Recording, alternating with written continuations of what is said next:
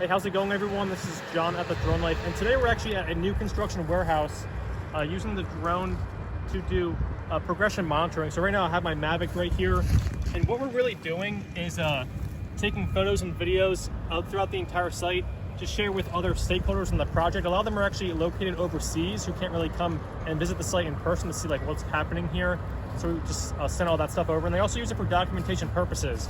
Once everything is completed, if they have any issues that arise, they can kind of look back at the photos and see exactly the timestamps of what was happening at the site.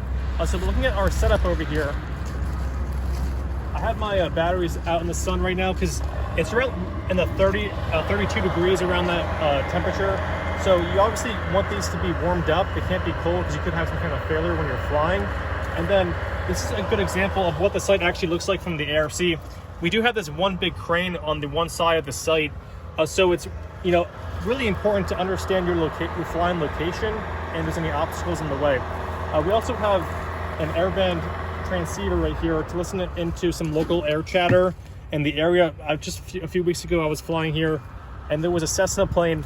I definitely was around 300 or 400 feet high.